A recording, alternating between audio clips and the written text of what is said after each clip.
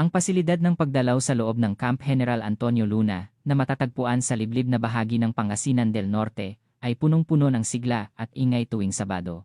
Ang tawanan ng mga pamilya at magkasintahan na matagal nang hindi nagkikita, at ang magkakaibang usapan ay lumikha ng isang maingay na kapaligiran. Subalit, sa gitna ng ingay na iyon, may isang mesa na nanatiling tahimik, kasing lamig ng yelo. Nakaupo roon si Private Jose Jo Reyes at ang kaniyang ate, si Sara Reyes. Sa harap nila ay nakakalat ang baon na kanina lang ay naglalaman ng masarap na adobo at sinigang, na ngayon nakakalat sa ibabaw ng kanilang ulo at damit. Ang sabaw, ang mga hiwa ng baboy, at ang kanin ay dumadaloy sa kanilang buhok, nag-iiwan ng nakakahiyang bakas. Ang salarin ng lahat ng ito, si Warrant Officer Juan Miguel Migs Corpus, ay nakatayo, nakapamulsa, at nakatingin sa kanila ng may ngiting mapanghamak. Ang kaniyang boses ay mayabang at matalim, at ito'y tumagos sa lahat ng ingay sa pasilidad. Anong klaseng mumurahing pagkain ito? Hindi bagay sa kampo.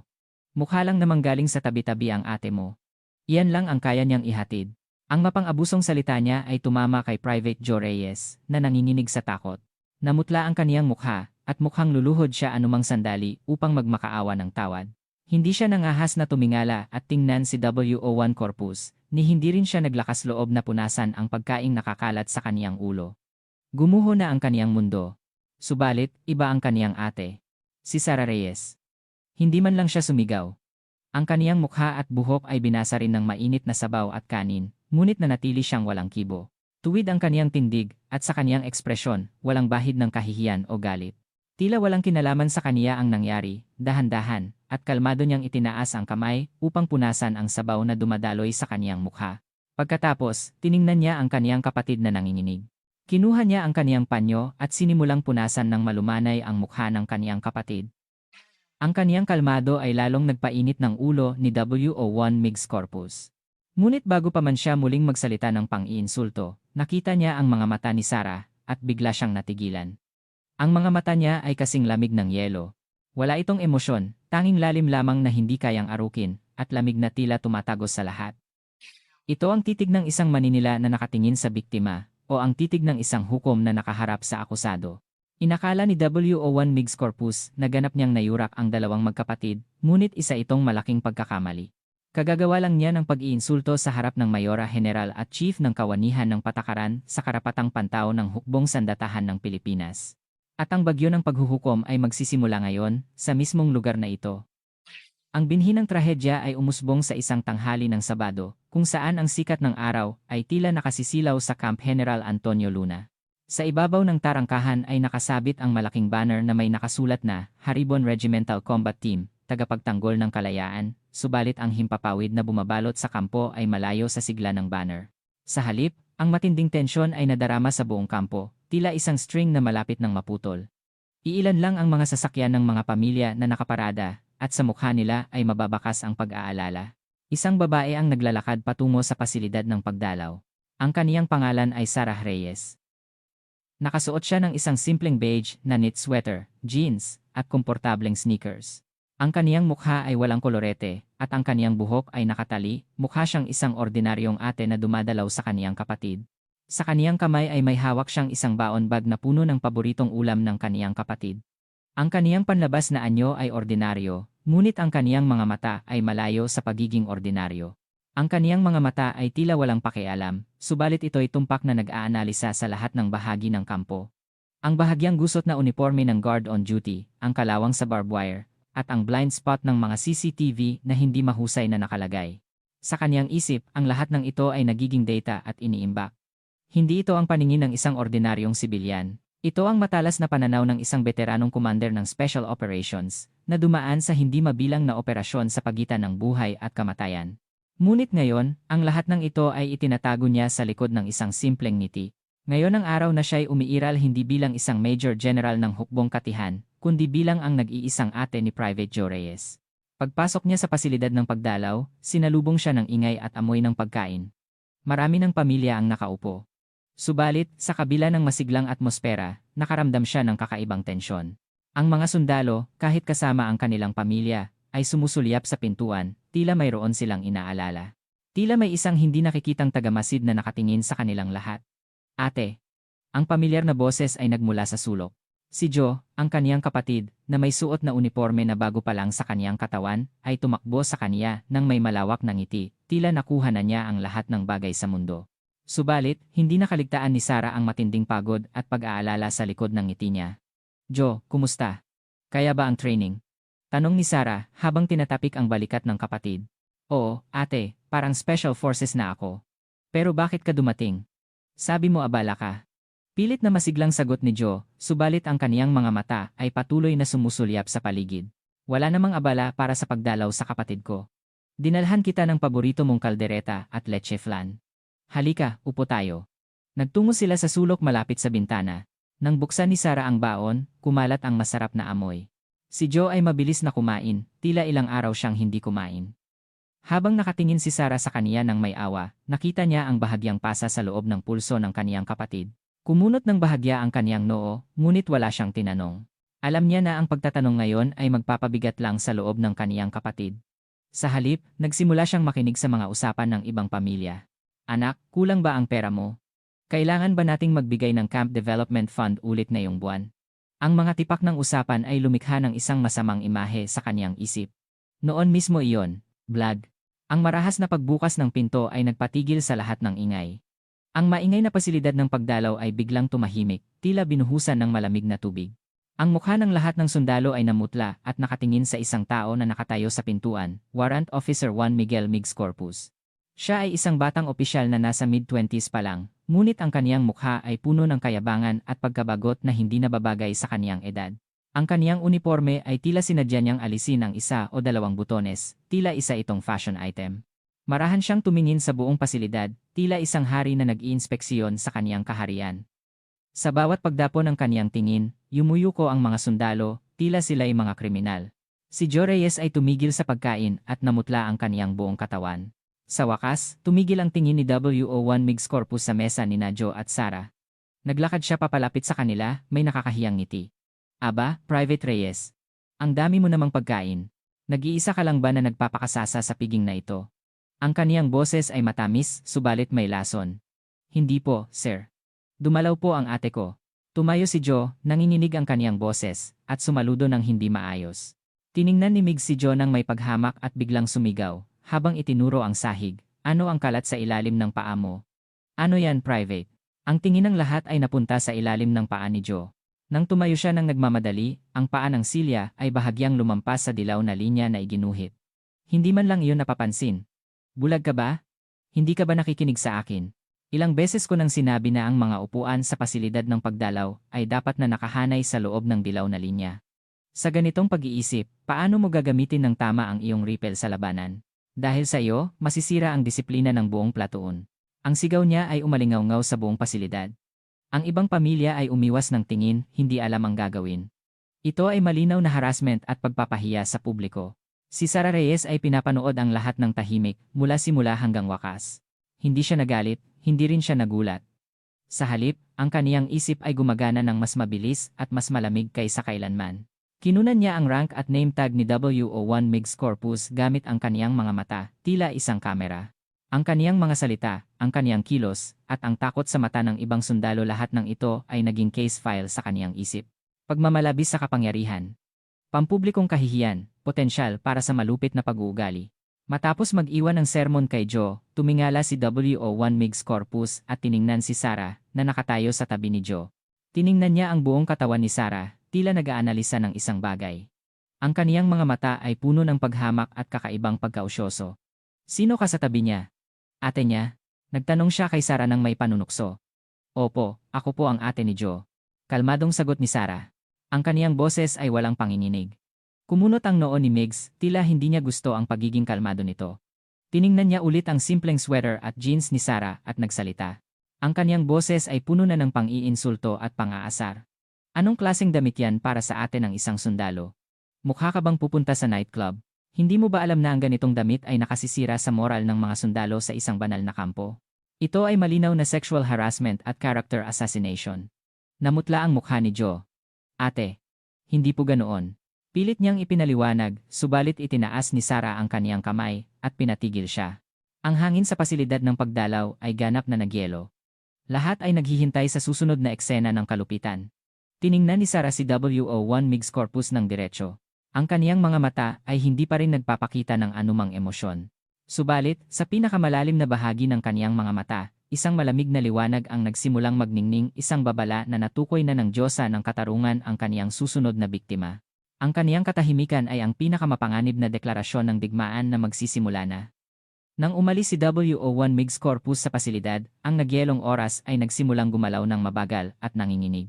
Subalit, ang masigla at mainit na atmosfera kanina ay hindi na bumalik, tila isang basag na baso. Ang tawanan ng mga tao ay nawala at ang usapan ay naging bulong. Lahat ay pilit na iniiwasan ang nakakahiyang pangyayari at nakatuon lamang sa kanilang pagkain. Ang hangin ay hindi na amoy pagkain, kundi amoy kahihiyan at takot. Nasa sentro ng bagyo, si Private Joe Reyes ay hindi pa rin makatingala. Ang kaniyang balikat ay nanginginig at ang kaniyang kamao ay nakakuyom ng mahigpit. Siya ay isang kriminal. Ang kriminal na nangahas na magalit sa opisyal at nagdala ng hindi na mabubura na kahihiyan sa kaniyang ate. Hindi niya kayang tingnan ang mukha ng kaniyang ate. Ate, pasensya na. Sobrang pasensya na. Ang boses niya ay nanginginig at mahina. Siya ay nagdurusa hindi dahil sa kahihiyan na dinanas niya, kundi dahil sa kahihiyan na dinanas ng kaniyang ate. Inakbayan ni Sarah ang kaniyang kapatid ng walang imik. Ang kaniyang hawak ay mainit at matatag. Ang kaniyang boses ay kalmado at tahimik, tila walang nangyaring kaguluhan. Wala kang dapat ipagpaumanhin. Ayos lang yon, Joe. Walang nangyari. Halika, umupo ka. Lumalamig na ang kaldereta. Ang kaniyang katahimikan ay lalong nagpasakit sa puso ni Joe. Subalit, hindi siya makatutol sa kaniyang ate. Dahan-dahan siyang umupo. Ang pagkain na kanina lang ay masarap, ay wala na ngayong lasa. Sila ay kumain ng tahimik sa loob ng ilang sandali. Hindi ito pagkain, kundi isang ritual upang makaligtas sa kahindik-hindik na oras na ito. Ang isip ni Sarah ay gumagana ng mas mabilis at mas malamig kaysa sa anumang pagpupulong ng mga general. Ang eksena kanina ay naguulit sa kaniyang paningin, tila isang slow motion na video, ang mayabang na ekspresyon ni WO1 Migs Corpus, ang kaniyang mapang-abusong salita. Ang kaniyang kapatid na hindi gumawa ng anuman dahil sa takot, at ang mukha ng ibang sundalo at pamilya na umiiwas ng tingin. Sa kaniyang isip, ang Case File Nom. 001 ay nabuo na. Target, WO1 Miguel Corpus. Akusasyon, pagmamalabis sa kapangyarihan, pampublikong kahihiyan, paglabag sa karapatang pantaw. Espesyal na paalala, dahil sa matinding takot ng mga sundalo, posibleng may sistematikong pang-aabuso at harassment. Kailangan ng karagdagang impormasyon at analisis. Hindi niya pinalampas ang sandali ng abutin ng kaniyang kapatid ang kaldereta. Ang manggas ng uniforme ni Joe ay bahagyang umangat at nakita ang pulso niya. Mayroong malabong bakas doon, isang lumang pasa na may halo ng berde at lila. Biglang lumamig ang puso ni Sarah. Ngunit wala siyang pinakita sa kaniyang mukha. Parang walang nangyari, natural siyang nag-abot ng kamay at hinawakan ng malumanay ang pulso ng kaniyang kapatid. Anong nangyari sa'yo? May pasa ka. Ang kaniyang boses ay mainit pa rin, subalit ang kaniyang mga mata ay tila isang forensic expert, nag-aanalisa ng sugat ng kaniyang kapatid. Ang hugis ng pasa ay hindi regular. Ito ay mukhang ginawa ng isang matinding pagkuyom ng 5 daliri at pagkatapos ay binitawan. Batay sa kulay, ito ay sugat na may ilang araw na. Hindi ito simpleng pasa. Ito ay malinaw na bakas ng karahasan na ginawa ng iba. Ate. Nagulat si Joe, tila napaso, at inalis ang kaniyang kamay. Agad niyang ibinaba ang manggas at tinakpan ang pulso niya. Ang kaniyang mga mata ay hindi mapakali. Hindi. Natamaan lang habang nagte-training. Nadulas ako habang nag-obstacle course at masyado kong hinigpitan ang lubid. Haha. Pilit siyang tumawa at nagdahilan. Ngunit ang kaniyang paliwanag ay masyadong mahina. Paano mangyayari ang ganoong hugis ng pasa sa loob ng pulso habang nagte-training sa lubid? Hindi pinilit ni Sarah ang kaniyang kapatid. Alam niya na ang pagpilit sa kaniya ay tulad ng pagtulak sa isang takot na kuneho sa mas malalim na butas. Ang taong kontrolado ng takot ay hindi kayang magsalita ng totoo. Nagpasya siyang umatras muna. Sige. Mag-ingat ka. Hindi ka ba masakit? Bakit hindi ka nagpatingin sa medic? Ginampanan niya ang papel ng isang mapag-alalang ate. Subalit, ang kaniyang tanong ay hindi simpleng pag-aalala. Ito ay isang kalkuladong psikolohikal na presyon na naghahanap ng butas sa kasinungalingan ng kalaban. Ang isang sinungaling ay kailangang gumawa ng isa pang kasinungalingan upang depensahan ang nauna, at sa prosesong iyon, siguradong lalabas ang butas. Ayos lang, ate. Talaga. Ito ay medal na sa militar. Magaling na ako. Nagmadaling nagpalit ng usapan si Joe. Ate, kumusta na pala ang project na sinabi mo? Hindi ka ba puyat? Naintindihan ni Sarah ang intensyon ng kaniyang kapatid at sumunod. Nagkuwento siya tungkol sa kaniyang trabaho at mga simpleng bagay sa buhay upang mapawi ang tensyon ng kaniyang kapatid. Subalit, sa isang bahagi ng kaniyang isip, isa pang operasyon ang nagsisimula. Kung ang kaniyang kapatid ay hindi kayang magbigay ng impormasyon, kailangan niyang humanap sa ibang lugar. Ang pasilidad ng pagdalaw ay ang pinakamahusay na lugar upang makakuha ng impormasyon. Pagkaraan ng ilang sandali, sinadya niyang magkamali at nagbuhos ng tubig. Ay, pasensya na. Sandali lang, pupunta lang ako sa restroom. Kumain ka na lang. Pinakalma niya si Joe at tumayo. Naglakad siya ng dahan-dahan sa pasilidad, tila papunta sa restroom. Ang kaniyang mga mata ay mabilis na nag-iscan sa mga pamilya na nakaupo sa ibang mesa. Nagpasya siya sa kaniyang unang target. Isang babae na may edad na patuloy na minamasahe ang balikat ng kaniyang anak at hindi maitago ang pag-aalala. Dahan-dahan siyang dumaan sa tabi ng mesa at tila nadulas. Ay, pasensya na po. Natural siyang humingi ng tawad at nagkatinginan sila ng nanay. Ayos lang po. Nag-aalalang sagot ng nanay. Nagbigay si Sarah ng isang mainit at malumanay na ngiti. Isa ito sa kaniyang malakas na sandata upang mapababa ang depensa ng sinuman. Ang tangkad at ang galing ng anak ninyo. Ang kapatid ko po ay tila hindi pa sanay. Mahirap ba ang training dito? Ginamit niya ang salitang training upang makapagtanong ng ligtas ang nanay. Nag-aalangan ang nanay. Tiningnan niya ang paligid at nagbaba ng boses. Ang training ay training, ngunit may mas mahirap pa riyan. Mas mahirap po? Nagtanong si Sarah ng may inosenteng ekspresyon. Ang nanay ay nag-atubili, tiningnan ang kaniyang anak, at bumulong ng napakahina. Kailangan naming magpadala ng pera bawat buwan para sa Camp Development Fund. Kung hindi, mahihirapan ang anak ko, wala kaming magagawa. Sabi nila, ginagamit daw sa mabuti, ngunit ang halaga ay masyadong malaki. Camp Development Fund. Nagbigay ng babala ang kaniyang isip.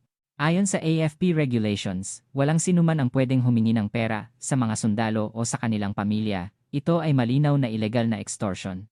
Ganoon po ba? Lahat po ba ay nagbibigay? Tahimik lang sila, pero halos lahat ay nagbibigay. Sabi nila, ginagamit daw sa reunion ng mga opisyal. Hay! Huwag na lang nating pag-usapan.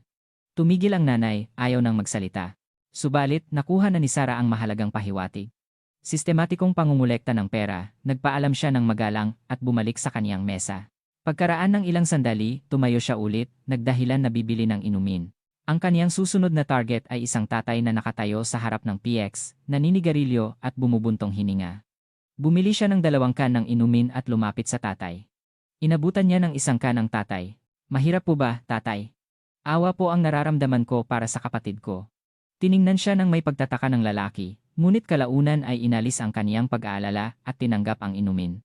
Pareho lang naman ang nararamdaman ng lahat ng magulang na nagpadala ng anak sa militar. Warrant Officer Miggs ba ang pangalan niya kanina? Ganoon ba siya kahigpit? Takot na takot ang kapatid ko. Muli, ibinato ni Sarah ang pangalan ng key person upang suriin ang reaksyon ng tatay. Biglang nagbago ang mukha ng tatay. Dumura siya sa sahig at nagmura. Hindi iyon tao. Siya ay isang spoiled brat na umaasa lang sa kaniyang tatay. Anak siya ng Colonel. Sino ang mangangahas na kalabanin siya? Anak ng Colonel. Ang lahat ng puzzle pieces ay nagsimula ng magkatugma sa isip ni Sarah. Ang background ng absolute power na anak ng regimental commander. Ito ang dahilan kung bakit kayang magpakawala ni Miggs ng karahasan sa kampo. Ang kampo ay hindi na isang normal na chain of command, kundi isang pribadong kaharian. Ang tatay ay patuloy na nagsasalita, tila may galit.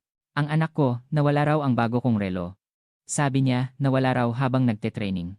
Pero alam ko, kinuha iyon ng lalaking iyon. Wala kaming mapagsasabihan. Sana lang makauwi siya ng ligtas. Karahasan, panginikil, at pagkakonsinti ng pinakamataas na opisyal. Ang kampo ay bulok mula sa ugat. Nang malapit nang matapos ang visiting hour, bumalik si Sarah sa kaniyang mesa ng may mabigat na puso. Hindi na siya nagtanong ng anuman. Subalit, nagpasya na ang kaniyang puso. Joe, bago siya umalis, hinawakan niya ng mahigpit ang kamay ng kaniyang kapatid. Ano man ang mangyari, huwag kang magpapakita ng takot. At kung may nangyaring masama, huwag kang mag-aalangan na tawagan ako, ha? Huwag kang mag-atubili. Ang kaniyang boses ay naglalaman ng matinding determinasyon na hindi kayang sirain ng anuman. Hindi man lubusang naintindihan ni Joe ang ibig niyang sabihin, tumango siya sa pagmamahal ng kaniyang ate. Umalis si Sarah sa kampo at sumakay sa kaniyang kotse. Pagpasok niya sa kotse, inalis niya ang maskara ng isang mainit at mapagmahal na ate. Ang kaniyang mukha ay nagyelo, at ang kaniyang mga mata ay tila matalim na blade. Kinuha niya ang kaniyang smartphone at nag-type ng isang linya ng mensahe sa pamamagitan ng isang secure line. Ang recipient ay nakaimbak bilang executive officer. Haribon Regimental Combat Team, Col. Jaime Corpus, Commander, at WO1 Miguel Corpus, Platoon Leader. Initiate preliminary investigation protocol for widespread human rights violation and corruption allegations. Gather and report all relevant data. Matapos niyang ipadala ang mensahe, pinaandar niya ang kotse. Ang pag-alis niya sa kampo ay hindi simpleng pag-uwi. Ito ang simula ng isang digmaan, isang deklarasyon ng Diyosa ng katarungan na kinuha na niya ang kaniyang espada at dahan-dahang nagmamartsa patungo sa puso ng kadiliman. Ang 2 linggo pagkatapos ng unang pagdalaw ay naging masakit at matagal na panahon para kay Private Joe Reyes. Simula noong araw na dumalaw ang kaniyang ate, ang pang-aabuso ni WO1 Migs Corpus ay lalong naging tuso at mapilit. Hindi na siya nangiinsulto sa harap ng maraming tao. Sa halip, sa madilim na sulok ng barracks o sa likod ng liblib na warehouse tuwing gabi, tinatawag niya si Joe at sinisira siya sa pisikal at mental sa pamamagitan ng paggawa ng mga dahilan. Dahil sa ate mo, nasira ang moral ng kampo. Bakit ka nagdala ng mayabang na sibilyan dito? Ginagamit niya ang mga walang kuwentang dahilan upang ibuhos ang kaniyang galit kay Joe. Ang bawat araw ni Joe ay impyerno, ngunit ayaw niyang mag-alala ang kaniyang ate at natatakot siya sa retaliation, kaya't sinasarili niya ang lahat. At dumating ang pangalawang araw ng pagdalaw. Si Sara Reyes ay dumating sa kampo ng may ibang pananaw. Ang unang data na tinipon ng kaniyang executive officer ng palihim sa loob ng 2 linggo ay nagpapatunay na tama ang masama niyang hinala. Si Col. Jaime Corpus Regimental Commander ay may record ng pagnanakaw ng credit ng kaniyang mga subordinates at pagpapalaki ng training results sa report, isang tipikal na careerist at oportunista. Napatunayan din na si WO1 Migs Corpus ay nagdulot ng gulo at eskandalo sa lahat ng kampo na pinagsilbihan niya, ngunit dahil sa impluensya ng kaniyang ama, nakakalusot siya. Ginamit ng mag-ama ang secrecy ng militar bilang shield at ginawa ang kampo bilang kanilang pribadong kaharian, kung saan sila'y namumuno bilang tyrants. Ngayon, hindi na siya isang inosenteng ate. Siya ay isang nagpapanggap na special agent na muling pumapasok sa puso ng teritoryo ng kalaban. Ang kaniyang damit ay simple pa rin, ngunit may maliit na pagkakaiba, komportableng pantalon, isang matatag na belt na pwedeng maging sandata, at isang ordinaryong brooch na may micro-recorder na nakakabit. Ang lahat ng kaniyang gamit ay kalkulado. Ang atmosfera sa pasilidad ng pagdalaw ay mas malamig kaysa 2 linggo ang nakalipas.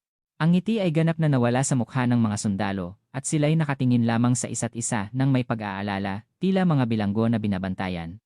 Ang mukha ni Joe ay mas payat. Ang kaniyang ilalim ng mata ay may maitim na anino, at ang ngiti niya nang makita ang kaniyang ate ay tila malapit ng mabasag. Nabasag ang puso ni Sara, ngunit pilit siyang nanatiling kalmado nang salubungin ang kaniyang kapatid. Joe, kumakain ka ba ng maayos? Ang payat mo. Hindi, ate. Medyo marami lang ang night training. Nagiging Iron Man na nga ako eh. Pilit siyang tumawa at nagkunwari na nagpapakita ng kaniyang biceps. Sa sandaling iyon, ang bahagi ng kaniyang siko, na nakatago sa uniforme, ay nagpakita ng isang maitim na pasa. Hindi ito pasa dahil sa simpleng pagkabunggo. Ito ay mukhang pasa dahil sa pagtapak ng combat boot. Lumamig ang puso ni Sara, tila sinaksak ng yelo.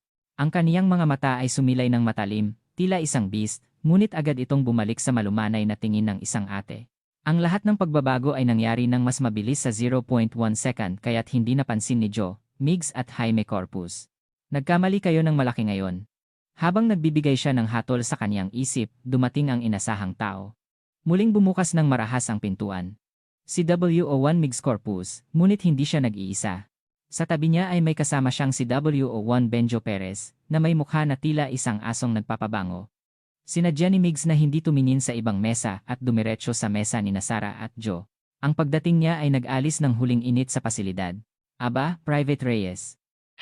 Nandito na naman ang ate mo, ang sipag mo, masyadong mahina ang henerasyon ngayon, at masyadong madalas dumadalaw ang pamilya. Magiging daycare center na ang kampo. Nagsalita si Migs nang may pang-iinsulto. Muling namutla ang mukha ni Joe. Ngunit hindi tumahimik si Sara tulad noong una, hindi siya tumayo. Nakaupo siya at tumingala, at nagbigay ng isang malabong ngiti. Anong ginagawa ninyo rito, mga opisyal? Nagulo na naman ba ng kapatid ko ang upuan? Ang kaniyang boses ay malumanay, ngunit may nakatagong tinik, bahagyang kumunot ang noo ni Migs. Tila hindi niya inaasahan ang ganitong sagot. Masyado ka namang interesado sa militar, ate. Noong nakaraang beses, nagtatanong ka sa ibang pamilya. Hindi mo ba alam na ang pagtatanong ng sibilyan tungkol sa loob ng kampo ay paglabag sa military secrecy? Nagdagdag si Benjo. Tama? Ang kampo namin ay isang national security facility, ang unauthorized information gathering ay maaaring ituring na espionage. Huwag ka nang magbigay ng maling impresyon at manahimik ka na lang. Mas makabubuti sa iyo ang umalis pagkatapos ng pagdalaw.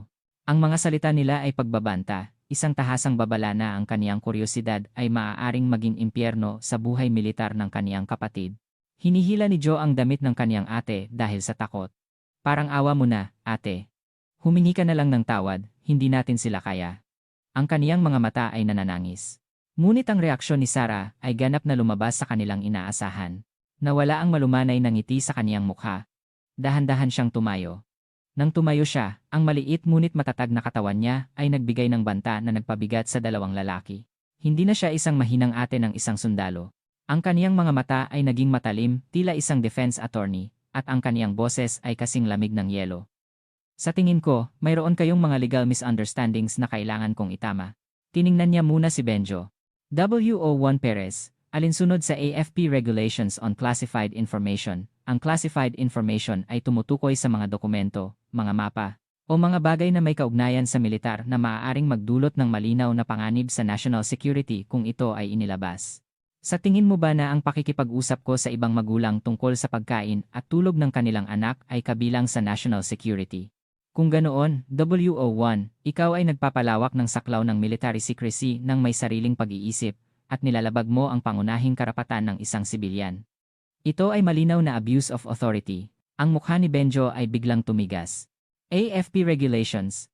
Abuse of authority. Ang mga legal terms na hindi niya inasahan na maririnig mula sa isang ordinaryong sibilyan ay nagpatigil sa kaniya. Hindi binigyan ni Sarah si Benjo ng pagkakataon na sumagot at inilipat ang kaniyang tingin kay W.O.1 Migs Corpus.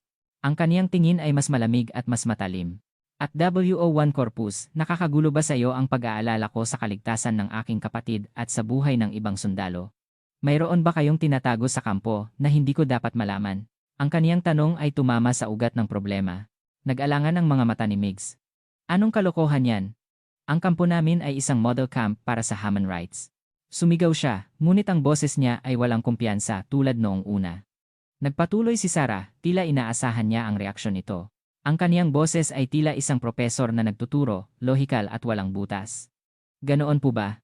Buti naman.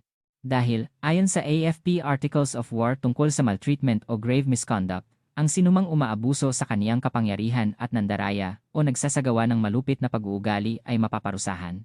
Gayun din, ang lahat ng karahasan, pangingikil, at pananakot sa loob ng serbisyo ay mahigpit na ipinagbabawal sa ilalim ng AFP Code of Conduct, at ito'y may direktang koneksyon sa responsibilidad ng commanding officer. Alam ninyo po ba ang lahat ng regulation na ito? AFP Articles of War, AFP Code of Conduct. Nang marinig ang mga salitang ito, namutla ang mukha ni na Migs at Benjo. Sino ba talaga ang babaeng ito? Hindi lang siya isang pamilya ng sundalo. Abogado ba siya? O journalist? O baka galing siya sa NBI, Military Intelligence? Nagsimulang magulo ang kanilang isip, hindi pinalampas ni Sarah ang kanilang pagkalito at nagbigay ng huling punch. Muli siyang ngumiti, ngunit ang ngiting iyon ay naiiba sa dati isang malamig na ngiti na nagpapatigil sa puso ng kalaban. Ako po ay isang ordinaryong pamilya lamang na umaasa na ang kampo na pinagsisilbihan ng kapatid ko ay maging isang model camp tulad ng sinabi ninyo. Ayaw ko lang na maging sanhi ng formal investigation ng AFP Human Rights Policy Office o ng Special Investigation Unit ang isang maliit na pagkakamali dahil sa maling pag-aakala. Kung ang labis kong pag-aalala ay nakagulo sa inyo, humihingi ako ng paumanhin.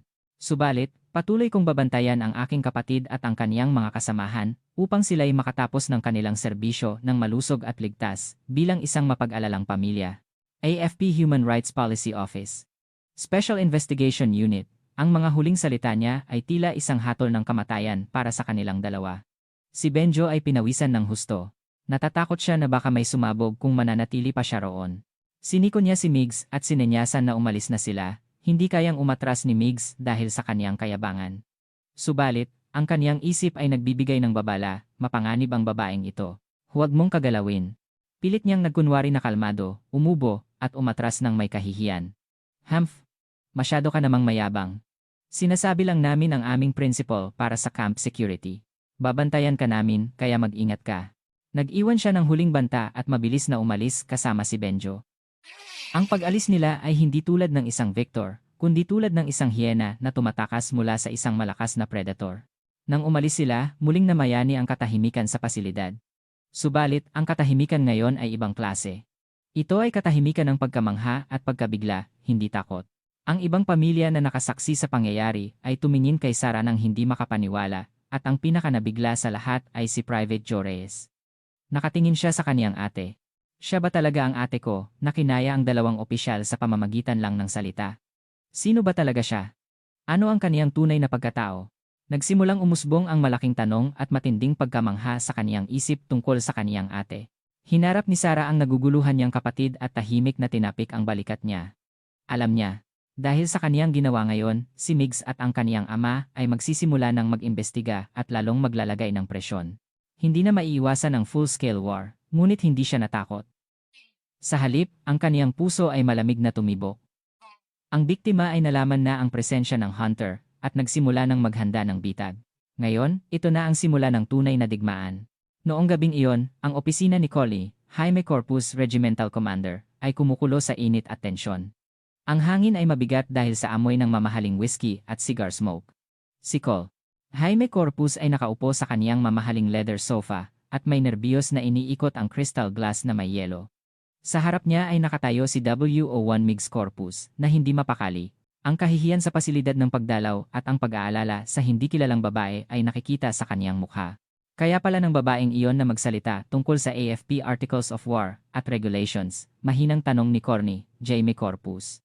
Ang kaniyang boses ay tahimik, ngunit may halo ng pagkadismaya sa kaniyang anak at inis sa bagong kalaban. Opo, tatay. Hindi siya ordinaryong babae. Ang kaniyang tono at mga mata ay tila isang internal affairs investigator na nagtatanong sa amin. Hindi ako nakasagot nang magsimula siyang magsalita tungkol sa military secrecy at abuse of authority. Ang pag-iisip pa lang tungkol sa nangyari ay nagpainit sa mukha ni Migs. Hindi madaling tanggapin na siya ay ganap na natalo sa isang lohikal na labanan sa loob ng sarili niyang kampo. Go ka. Wala kang kuwenta. Ibinato ni Jaime ang baso sa mesa. Ang matalim na tunog ay umalingaunggaw sa silid. Hindi mo man lang kinayang harapin ang isang babae. Bakit hindi mo inayos ang bagay na ito ng tahimik sa likod, sa halip na mapahiya ka sa publiko? Pasensya na, tatay. Pero kakaiba talaga siya. Ang kaniyang panlabas na anyo ay ordinaryo. Hindi mahalaga ang panlabas na anyo, Joe. Ang mahalaga ay ang dami ng alam ng babaeng iyon. Sumilay ang mga mata ni Col. Jaime Corpus. Siya ay isang veteran hunter na nakaligtas sa malaking jungle ng militar sa loob ng maraming taon. Ang kaniyang animal instinct ay nagbigay ng babala. Ang kalaban ngayon ay hindi tulad ng mga inosenteng sundalo o magulang na kaniyang sinasagasaan noon. Pwedeng siya isang abogado o journalist. Pwede ring galing siya sa isang human rights group na sinadyang lumapit. Hindi natin pwedeng baliwalain ang posibilidad na iyon. Humithit siya ng cigar at nagpatuloy. Ang pinakamasamang senaryo ay galing siya sa internal affairs ng General Headquarters. Sa huling salita niya, namutla ang mukha ni Migs. Internal Affairs. Ang pangalan na tulad ng Grim Reaper para sa isang sundalo. Kung totoo ngang galing siya roon, ang lahat ng katiwalian na ginawa nila sa loob ng maraming taon ay mabubunyag. Ang pera na kinuha sa Camp Development Fund, ang mga kinuha sa mga sundalo, at ang hindi mabilang na karahasan at pang-aabuso. Ang lahat ng ito ay magiging lubid na sasakal sa kanilang leeg. Tatay, hindi po siguro. Kung ganoon, sana'y matagal nang nagulo ang kampo. Hindi pa ngayon. Batay sa kaniyang mga aksyon, hindi pa siya nakakuha ng sapat na ebidensya at nagtitipon pa lang siya ng impormasyon. Naghihintay lang siya na magkamali tayo. Mabilis na gumana ang isip ni Colonel Jaime Corpus. Ang crisis ay opportunity. Kung hindi mo alam kung sino ang kalaban, hayaan mong siya ang magbunyag ng sarili niya. At ang pinakamahusay na paraan ay ang atakehin ang pinakamahinang bahagi ng kalaban. Ang kaniyang tingin ay napunta sa kaniyang anak, ang kaniyang mga mata ay tila ahas, tusong at malamig, Migs. Opo, tatay. Ang Private Reyes na yon. Simula ngayon, bantayan mo siya ng husto, at lagyan mo ng mas matinding presyon, opo. Pero baka lalo lang siyang. Kaya nga kailangan mong gamitin ang utak mo, go.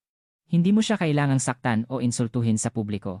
Saktan mo ang kaniyang mental health sa mga lugar na walang makakakita, at huwag kang mag-iwan ng bakas. Huwag mong patulugin. Guluhin mo ang kaniyang pagkain, gamitin mo ang ibang sundalo upang isolate siya.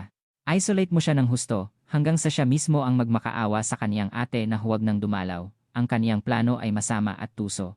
Ang kaniyang kalkulasyon ay saktan si Joe sa pamamagitan ng paggawa ng psikolohikal na warfare, at kontrolin ang kilos ni Sarah sa pamamagitan ng kaniyang kapatid. At sabay-sabay, imbestigahan mo ang babaeng iyon. Gamitin mo ang mga taong pinagkakatiwalaan mo at magkunwari silang nagbabakasyon. Alamin mo kung saan siya nakatira, ano ang trabaho niya, at sino ang mga tao sa paligid niya. Kuhanan mo siya ng litrato. Kailangan nating malaman kung sino ang kalaban upang malaman natin kung paano lalaban. Masusunod, tatay. Sisimulan ko kaagad. Bumalik ang kumpiyansa sa mukha ni Migs. Nang marinig niya ang plano ng kaniyang ama, nawala ang takot niya sa hindi kilalang kalaban at sa halip, nakaramdam siya ng sadistic pleasure. Inisip niya ang imahe ni Joe Reyes na dahan-dahang masisira sa kaniyang kamay at ngumiti ng nakakahiyang. Mula noon, ang buhay militar ni Private Joe Reyes ay naging tunay na impyerno na hindi na maihahambing sa dati. Ang mga subordinates ni Migs na sinunod ang kaniyang utos ay nagsimulang maglagay ng bitag sa lahat ng bagay sa paligid ni Joe. Pagkatapos ng kaniyang night duty, basa ang matres niya dahil may sinadyang nagbuhos ng tubig. Kailangan niyang matulog sa malamig na sahig. Pagdating sa mess hall, sinadya nilang harangan siya at nahuli siyang nakakuha ng rasyon o sinasadyang maglaglag ng pagkain sa tray niya at tumawa. Halos wala siyang araw na nakakain ng maayos. Tuwing inspection hour, ang kaniyang locker ay laging may butas. Kahit anong ayos ang gawin niya, pag alis niya, may papasok at sisirain yon. Gabi-gabi, pinapahiya siya sa lahat dahil sa messy locker. Ang pinakamasakit ay ang pag-iwas ng kaniyang mga buddies. Ang mga buddies na kasama niyang tumatawa ay umiiwas sa kaniya, tila siya'y may sakit. Alam ng lahat na ang pagtulong sa kaniya ay nangangahulugang pagkalaban kay WO1 Migs Corpus.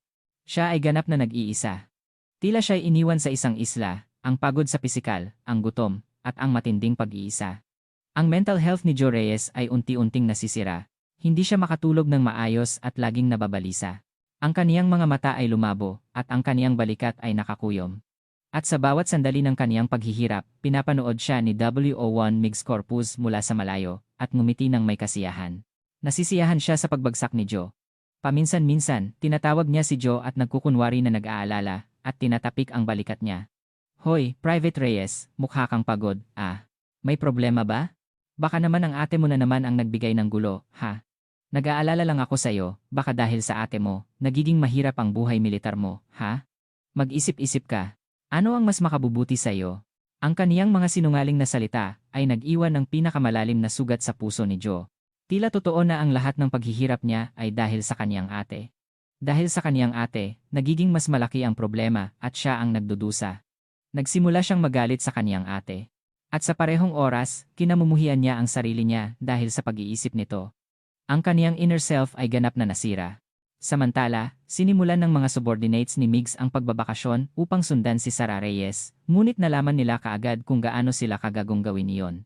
Hindi si Sara Reyes isang ordinaryong babae. Siya ay isang veteran na nagtrabaho sa Philippine Army Special Forces, SOCOM, LRR, sa loob ng maraming taon, at dumaan sa hindi mabilang na counter-terrorism at intelligence operations. Ang pagsubaybay at counter-surveillance ay ang kaniyang specialty. Nalaman niya na may sumusunod sa kaniya sa loob lang ng 5 minuto pag alis niya sa bahay. Pinaglaruan niya sila. Tulad ng isang bihasang tiger na naglalaro sa mga rookie hunter, sinadya niyang dalhin sila sa mga siksik na alley sa syudad. Ginamit niya ang mga blind spot ng CCTV upang mawala sa paningin nila. Nagkunwari siyang pumasok sa department store, ngunit dumaan sa fire exit at umalis sa gusali. Sa subway, paulit-ulit siyang bumaba at sumakay bago sumara ang pinto, at ginulo niya sila. Pagkatapos ng ilang araw na pagsubaybay, wala silang nakuha. Sa halip, sila'y natakot dahil sa pakiramdam na sila ang sinusundan, kaya't kailangan nilang magbigay ng report kay Migs na mission failed. Ang mga litrato lang na nakuha nila ay ang malabong likod at gilid niya sa gitna ng maraming tao. Nagalit si Migs nang matanggap ang report. Ngunit, ang malabong pag-aalala sa kaniyang isip ay naging takot. Sino ba talaga ang babaeng ito? Ano ang kaniyang tunay na pagkatao?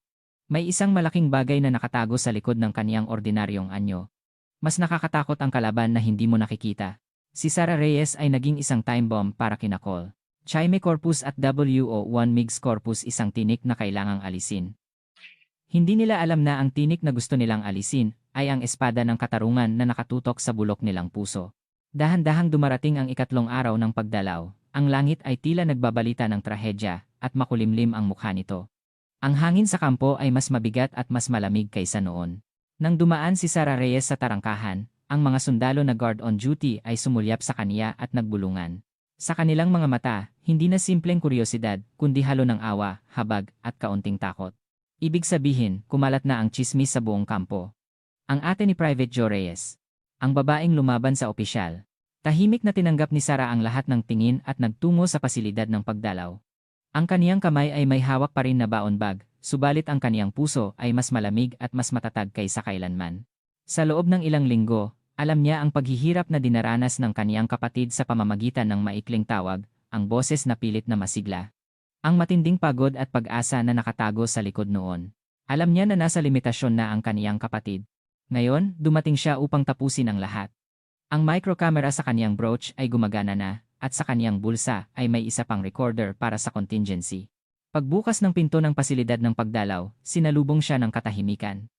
Ilang pamilya ang naroon, ngunit lahat sila ay nag-uupuan sa sulok at nag-uusap sa mahinang boses, tila may kasunduan. Ang gitna ng pasilidad ay walang laman. Tila sinadya itong iwanan para sa isang tao. Ate. Sinalubong siya ni Joe, na may maputlang mukha. Sa loob ng ilang linggo, tila tumanda siya ng ilang taon. Ang kaniyang mga mata ay may madilim na anino, at ang kaniyang dating nagniningning na mga mata ay nawala na, pinalitan ng kalungkutan. Nang makita niya ang kaniyang ate, sandali siyang natuwa, ngunit agad siyang tumingin sa paligid at nag-aalala. Ate, sabi ko huwag ka nang dumating, bakit ka pa bumalik? Ang boses niya ay may bahid ng hinanakit. Ngunit alam ni Sarah na ang hinanakit na ito ay hindi para sa kaniya, kundi para sa mga nagdulot ng sitwasyon, at sa sarili niyang walang magawa. Bakit, bawal bang dalawin ang kapatid ko? Halika, upo tayo. Sinadya ni Sarah na magtungo sa gitnang mesa na walang laman. Alam niya na ito ay isang bitag, ngunit wala siyang balak na umiwas. Sa halip, naglakad siya ng may dignidad patungo sa pinakamalalim na bahagi ng bitag. Nang umupo sila at binuksan ang baon, tila naghihintay lang sila, at bumukas ang pinto. Si WO1 Migs Corpus. Ngayon, hindi lang siya ang kasama, kundi si Benjo Perez, at dalawang sergeants na mukhang thugs.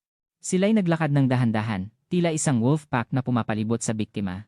Ang ibang pamilya sa pasilidad ay natakot at dahan-dahang umalis o kinuha ang kanilang gamit at lumabas. Sa loob ng pasilidad, tanging si Sarah, Joe, at ang 4 na predators ang natira. Ito ay isang detalyadong stage na inihanda. Inalis ang lahat ng saksi upang maipakita ang kanilang kapangyarihan at tuluyang yurakan ang magkapatid. Aba, bumalik ka na naman. Tila nagugustuhan mo na ang kampo namin. Sabi ni Migs habang kumukuha ng upuan at umupo ng mayabang. Ang kaniyang mga mata ay tila lasing. Ang galit na nawalan ng kontrol at ang cruel pleasure na sisirain ang kalaban ay nagningning sa kaniyang mga mata. Sa loob ng ilang linggo, nabigo siyang imbestigahan si Sarah at natakot sa kaniyang hindi kilalang pagkatao. Ngayon, nawalan na siya ng kontrol at malapit ng sumabog. Gusto niyang ipakita sa babaeng ito ang kaniyang lakas at ipaalala sa lahat kung sino ang hari sa kampo. Ang pagdalaw sa kapatid ba ay tinatawag na paggusto sa kampo? O baka mas gusto ko lang na makita ang mukha mo? Sumagot si Sarah ng may malamig na ngiti at hindi siya umatras. Sa kaniyang paghamak, biglang namula at nangitim ang mukha ni Migs. Ate. Hindi niya alam ang sinasabi niya. Sumigaw si Joe. Hayop, hindi ka pa rin nagtitino. Tumayo si Migs at sinipa ang baon na inihanda ni Sarah. Blag. Sa malakas na tunog, ang mainit na pagkain ay kumalat sa sahig, ate. Sumigaw si Joe at tumayo, ngunit dalawang sergeant sa likod niya ang marahas na humawak sa kaniyang braso at sa pilitan siyang pinaupo. Wala siyang magawa laban sa dalawang malaking sundalo. Ang basura na ito, huwag mong dalhin sa banal na kampo. Tinapakan ni Migs ang mga pagkain sa sahig gamit ang kaniyang combat boot. Ang kaldereta at leche flan na niluto ng may pagmamahal ay niyuyurakan sa malamig na sahig. Ang mainit na luha ay dumaloy sa mata ni Joe habang pinapanood niya ang kaniyang paboritong pagkain na sinisira. At ikaw? Muling tumingin si Migs kay Sarah. Kinuha niya ang thermos na may sabaw pa at sinabi, hindi lang ang damit mo ang cheap, pati ang ugali mo, tila ka isang hostess. Ang ganitong babae ay ito ang bagay sa iyo. Ngumiti siya ng tila isang demonyo. At walang pag-aalangan, ibinuhos niya ang mainit na sabaw sa ulo ni Sarah. HHIESSS. Sa kahindik-hindik na tunog, ang mainit na sabaw ay dumaloy sa kaniyang buhok, mukha, at balikat. Ang kaniyang sweater ay nabasa, at ang init ay tumagos sa kaniyang balat. Ngunit hindi siya sumigaw. Ipinikit niya ang kaniyang mga mata at tahimik na tinanggap ang lahat. Ang kaniyang kamera at recorder ay kinukuha ang lahat ng ebidensya ng krimen. Ate, huwag. Naghihinaing na sumigaw si Joe. Pilit siyang kumawala sa mga humahawak sa kaniya. Sa sandaling iyon, ibinato ni Migs ang thermos sa sahig at kinuha ang lalagyan ng kanin. Kung ikaw lang ang apektado, hindi patas. Ikaw din. Nilapitan niya si Joe at marahas na hinawakan ang buhok niya at inihilig sa likod. At ibinuhos ang natitirang kanin sa mukha at ulo niya. Ang rice grains ay dumikit sa kanyang mukha at tumagos sa kanyang uniforme. Uuk. Hindi makahinga ng maayos si Joe. Ang kaniyang consciousness ay tila nawawala dahil sa kahihiyan at sakit. Tumawa si Migs at ang kaniyang mga kasamahan, tila mga hayop, habang pinapanood ang kahindik-hindik na eksena. Inakala nila na sila'y nanalo. Niyurakan nila ang babae na nangahas na hamunin ang kanilang kapangyarihan at ang kaniyang kapatid. Buti nga sa'yo. Alam mo na ba kung nasaan ka at kung sino ako? Kapag nakita kitang muli, hindi na ito ang mangyayari. Nag-iwan si Migs ng huling pang-iinsulto at tumalikod, tapos na ang kaniyang misyon. Ang natitira na lang ay ang ipagdiwang ang kaniyang tagumpay. Subalit, hindi niya alam. Hindi ito ang katapusan, kundi ang simula. Ang malupit na party na ginawa nila ay ang ritual na magbubukas sa malaking paghuhukom na magdadala sa kanila sa impyerno. Tigil! Biglang narinig ang isang boses na kasing lamig ng yelo mula sa likod niya. Nagulat si Migs at lumingon. Si Sarah Reyes ay dahan-dahang tumatayo. Ang sabaw ay tumutulo pa rin mula sa kaniyang buhok, at ang kaniyang damit ay puno ng kanin at pagkain. Ang kaniyang anyo ay tiyak na kahindik-hindik at nakakahiyang. Subalit, kakaiba, walang bakas ng kahinaan o pagkatalo sa kaniya. Sa halip, isang nakamamatay at nakakabiglang aura ang nagmumula sa kaniyang katawan. Tila isang gutom na leones na nagising mula sa malalim na tulog. Dahan-dahan siyang nag-alis ng kanin sa kaniyang mukha. Pagkatapos, tumingala siya at tiningnan si Migs ng diretsyo. Ang kaniyang mga mata ay hindi na mata ng tao. Ang lahat ng emosyon ay nawala, tanging ang malamig na killing intent para sa kalaban ang natira. Napalunok si Migs nang hindi niya namamalayan. Ang kaniyang animal instinct ay nagbigay ng babala na ang babaeng nasa harap niya ay isang mapanganib na kalaban. Anong sinabi mo kanina? Mahinang tanong ni Sarah. Ang kaniyang boses ay tahimik, ngunit may panganib na enerhiya, tila 1,000 volts ng kuryente. Anong hayop ang sinabi mo sa kapatid ko at sa akin? Ulitin mo, worm. Nang marinig ang salitang worm, ang huling piraso ng reason ni Migs ay naputol. Gong babae. Hindi mo ako igagalang, ha? Benjo. Mga sergeant. Anong ginagawa ninyo? Bugbugin niyo ang private na iyan hanggang sa mamatay. Utos niya sa 2 sergeant sa likod ni Joe. Nag-alangan ang 2 sergeant, ngunit sinunod nila ang utos at tumakbo kay Joe upang sumuntok. Subalit, hindi tumama ang kanilang suntok sa mukha ni Joe. Ang oras ay tila bumagal, ang sandali nang sumigaw si WO1 Migs Corpus ng kaniyang utos, at nang sumugod ang 2 sergeant kay Joe ay tila isang slow-motion film para kay Sarah. Ang kaniyang mga mata ay naanalisa ang trajectory ng suntok, ang posisyon ng paa ng kabilang sergeant, at ang mukha ni Benjo at Migs sa likod. Ang kaniyang utak, na sinanay sa libu-libong real-life na sitwasyon, ay kinalkula ang pinaka-epektibo at destructive counter-attack scenario. Ang hayop na natutulog sa kaniyang katawan sa loob ng maraming taon ay nagising. Ang paggalaw niya ay hindi maituturing na galaw. Tila siya'y nag-teleport at biglang nawala sa kinatatayuan niya at lumitaw sa tabi ng 2 sergeant. Ang kaniyang galaw ay malambot at nakamamatay, tila isang itim na panther. Ang unang sumigaw ay ang sergeant na humahawak sa kanang braso ni Joe. Hindi niya naramdaman kung ano ang tumama sa kaniya. Sinira ni Sarah ang kaniyang pulso at siko, at sabay-sabay na sinuntok ang kaniyang solar plexus gamit ang kaniyang siko. Inatake ang 2 critical pressure points sa kaniyang katawan, kaya't siya'y bumagsak sa likod dahil sa matinding sakit at kawalan ng hininga. Ang lahat ng ito ay nangyari sa loob ng 1 second. Ano? Ang kabilang sergeant ay nagulat at lumingon, subalit ang handblade ni Sarah ay tumama na sa carotid artery sa gilid ng kaniyang leeg. Ito ang batayan ng CQC na natutunan sa SOCOM, isang pamamaraan na hindi pumapatay, kundi nagpapawala ng consciousness sa pamamagitan ng pagputol ng blood flow sa utak. Ang sergeant ay nagbigay ng maikling tunog at bumagsak. 2 malaking lalaki ang bumagsak ng walang kalaban-laban sa isang kisap mata. Sa hindi makapaniwalang eksena, sina Migs at Benjo ay natigilan at nakatulala. Anong ginawa ng baliw na ito? Sinigawan ni Benjo si Sarah at sumugod. Siya ay kilala bilang isang mahusay na street fighter sa kampo. Inakala niya na kaya niyang harapin ang maliit na babae gamit ang kaniyang lakas. Ito ang pinakamalaking pagkakamali sa kaniyang buhay. Hindi umiwas si Sarah sa sumusugod na Benjo. Sa halip, nag-abante siya ng kalahating hakbang at pumasok sa range ng kaniyang atake. Madali niyang inalis ang suntok ni Benjo gamit ang isang kamay at hinawakan ang leeg ng kaniyang uniforme gamit ang kabilang kamay. At gamit ang kaniyang sariling katawan bilang axis, ibinato niya ang buong katawan ni Benjo sa sahig nang may simplo at destructive move na hindi maihahambing sa judo. Blag! Ang malakas na tunog ng tumama ang likod ni Benjo sa sahig ay umalingaw-ngaw sa buong pasilidad. Naramdaman niya ang sakit, tila ang lahat ng hangin sa kaniyang baga ay nawala at nawalan siya ng malay. 3 tao. Sa loob lang ng 3 seconds. Ang tatlong sundalo na nagpakilala bilang bodyguard ni WO1 Migs Corpus ay mga walang buhay na luggage sa sahig. Dahan-dahang tumayo si Sara Reyes. Winagayway niya ang dumi sa kaniyang damit, tila nagtatanggal lang siya ng ilang insekto. Walang pagbabago sa kaniyang mukha. Ngayon, tanging sina Sara, Joe, at si Migs na namumutla ang natira sa pasilidad. Nakatingin si Joe sa kaniyang ate, nagulat at nabigla. Siya ba talaga ang ate ko? Si Migs ay nanginginig sa takot at nauutal. Sino ka? Anong ginagawa mo? Sinubukan niyang abutin ang kaniyang holster sa baywang. Ang mga opisyal ay pwedeng magdala ng baril para sa emergency. Ito ang tanging pag-asa niya, subalit, bago pa man dumating ang kamay niya sa pistol grip, nagyelo na ang kaniyang galaw dahil sa boses ni Sara. Huwag mong hawakan ang baril. Kapag hinawakan mo yan, ituturing ko itong direktang banta sa buhay ko, at mapipilitan akong in-neutralize ka kaagad. Naiintindihan mo ba ako? Ang kaniyang boses ay walang emosyon, ngunit ang banta ay nakamamatay, kaya't kailangan niyang ibaba ang kaniyang kamay. Ang buong katawan niya ay nanginginig. Ngayon niya lang naintindihan. Ang kaniyang kinalaban ay hindi isang ordinaryong sibilyan. Siya ay isang tunay na monster na hindi niya kayang kalabanin. Noon mismo, muling bumukas ng marahas ang pintuan. Anong kaguluhan ito?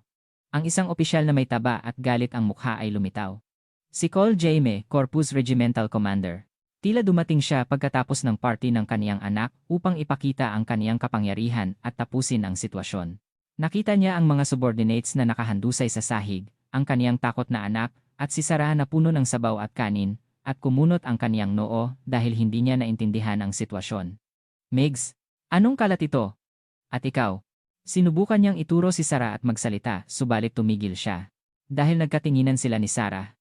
Ang parehong tingin na nagpabigla sa kaniyang anak.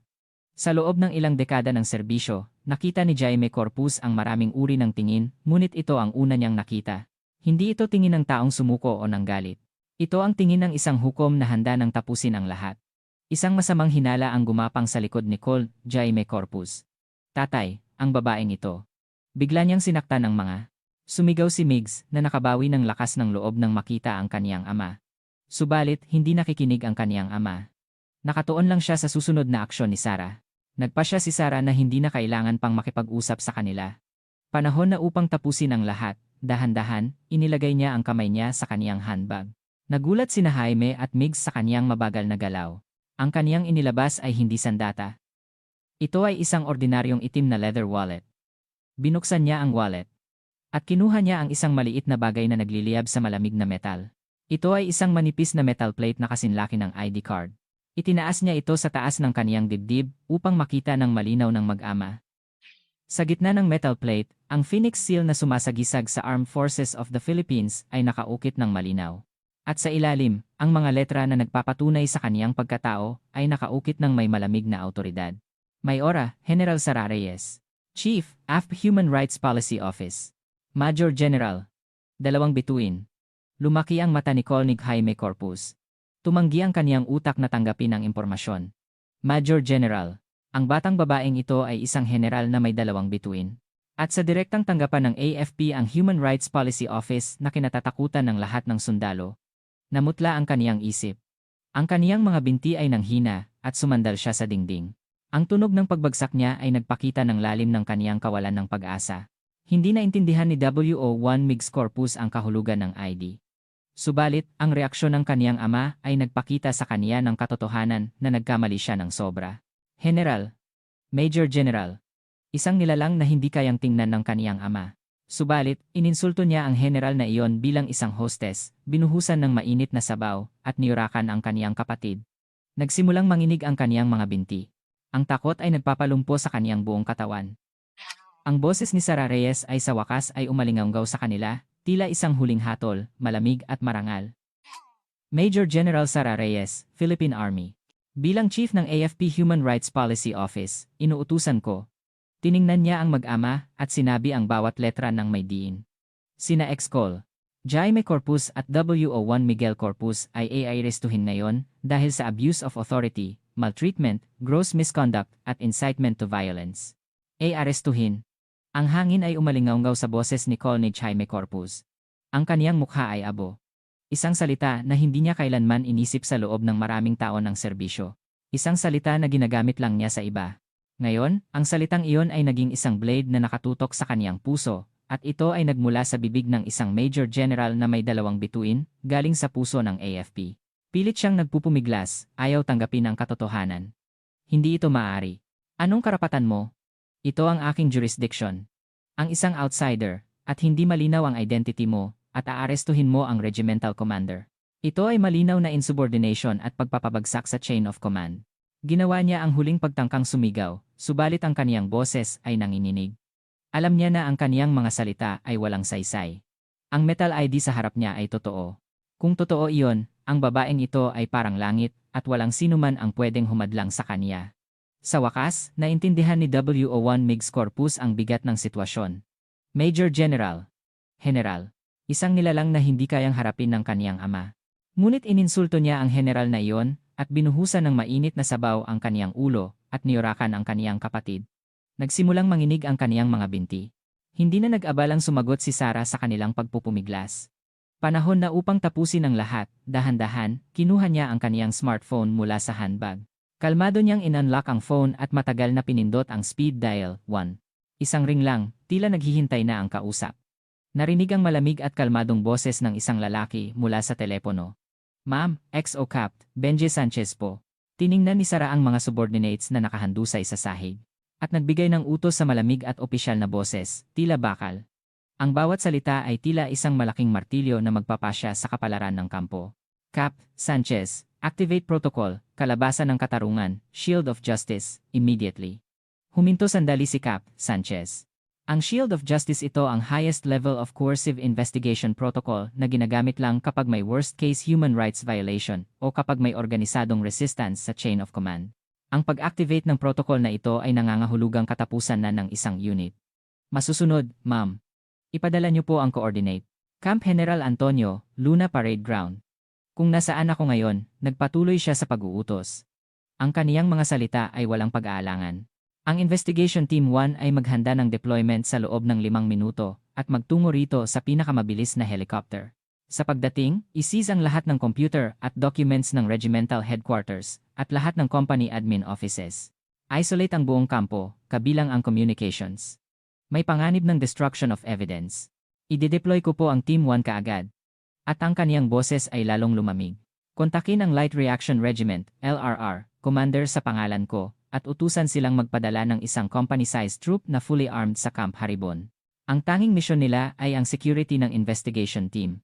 Inaasahan ko ang resistance mula sa commanding officers ng kampo.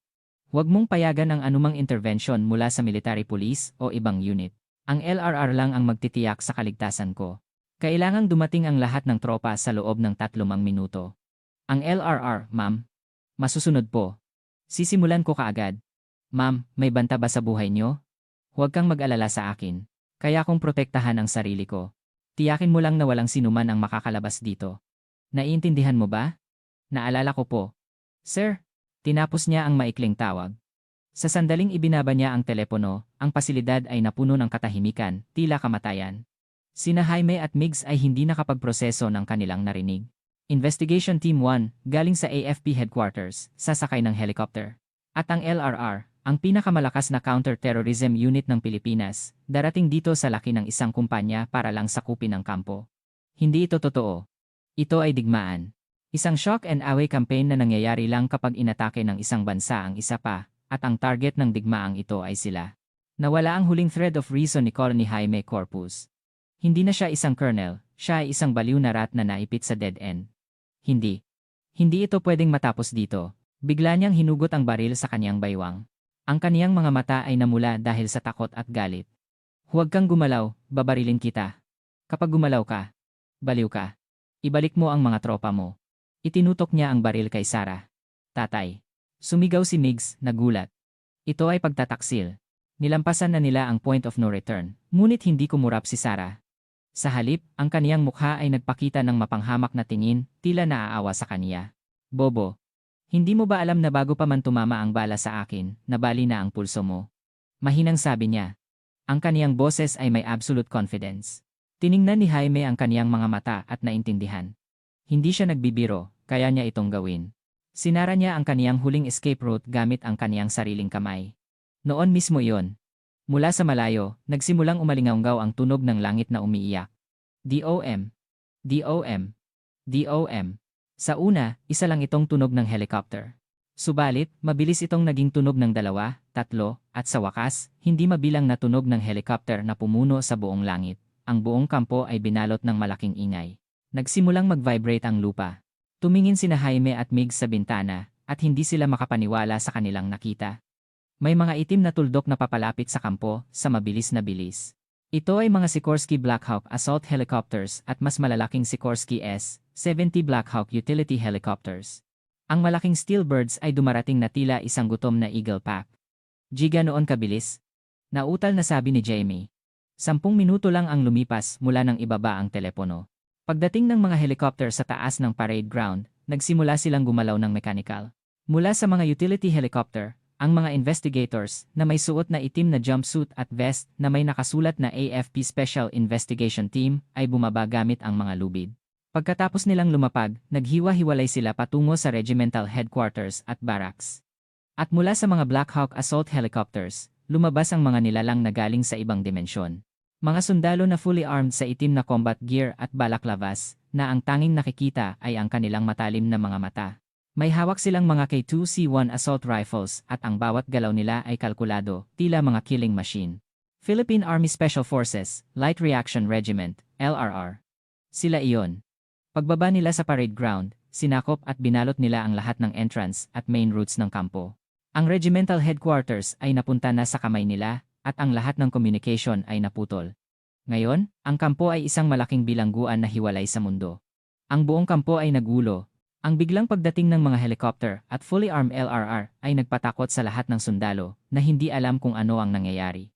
Ang officer of the day ay tumakbo upang malaman ang sitwasyon, subalit ang sumalubong sa kaniya ay ang malamig na dulo ng baril ng isang LRR soldier.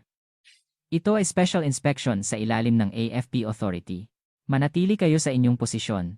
Ang sinumang hindi sumunod ay ituturing na kalaban at babarilin kaagad. Pinanood ni Jaime at Migs ang lahat mula sa bintana ng pasilidad ng pagdalaw. Ang kanilang kaharian ay gumuho sa loob lang ng ilang minuto dahil sa overwhelming force ng outsiders. Ang baril ay bumagsak mula sa kamay ni Jaime. KLINK. Ito ang tunog ng huling paglaban niya. Pagkaraan ng ilang sandali, muling bumukas ng marahas ang pintuan ng pasilidad. Ngayon, sina Cap. Benji Sanchez, XO, at ang LRR Company Commander ang lumitaw. Nakita nila ang mga taong nakahandusay sa sahig, ang magulong pasilidad, at ang nanigas na mag-ama, at naunawaan nila ang sitwasyon.